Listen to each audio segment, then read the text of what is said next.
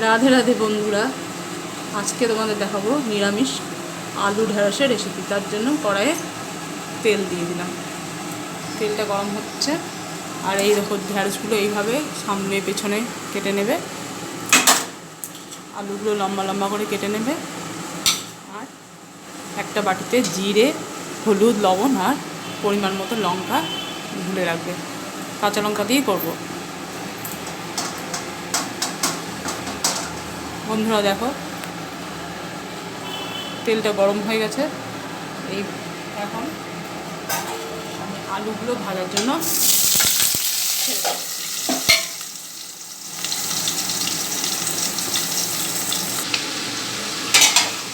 দেখো বন্ধুরা, আলুটা ভাজা হয়ে গেছে। এইরকম খুব ভালো করে যখন ভাজা হয়ে যাবে আলু, তখন ঢেঁড়সগুলো দিয়ে ভাজতে হবে।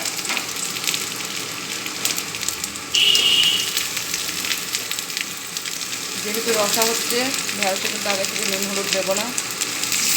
নুন হলুদ দিলেই ঢেঁড়সগুলো গলে খেতে ভেঙে যাবে।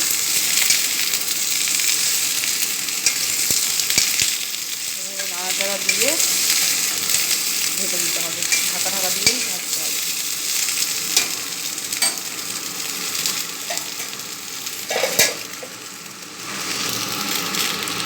বন্ধুরা দেখো, ঢেঁড়স ভাজা হয়ে গেছে।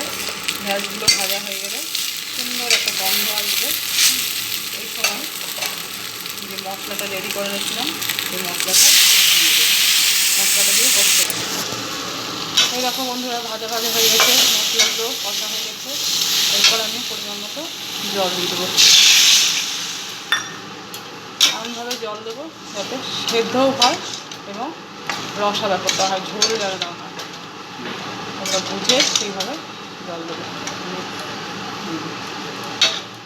ঢেঁড়সগুলো ডুববে না এমনভাবে জল দেবো। বন্ধুরা দেখো, হয়ে গেছে। এইরকম যখন রসা রসা থাকবে তখন নামিয়ে ফেলবে। এই দেখো, আলুটাও সেদ্ধ হয়ে গেছে, ঢেঁড়সও সেদ্ধ হয়ে গেছে। ঠিক আছে, ফেটে যাচ্ছে, বীজ দেখা যাচ্ছে। ঠিক আছে, বীজ দেখা যাচ্ছে। এই দেখো, এইরকম অবস্থায় নামিয়ে ফেলবে। এটা তোমরা পেঁয়াজ দিয়েও করতে পারো। আর আমি কাঁচা লঙ্কা ইউজ করেছি, তোমরা লঙ্কা গুঁড়ো, শুকনো লঙ্কা বাটা ইউজ করতে পারো, ওটা আরও টেস্টি হবে। কিন্তু আমি শুকনো লঙ্কা অ্যাভয়েড করি বলে আমি দিইনি। তোমরা দিতে পারো, খুব ভালো লাগে। ঢেঁড়সের নানা রকম রেসিপি করলে ভালো লাগে। অনেকেই ঢেঁড়স খেতে চায় না।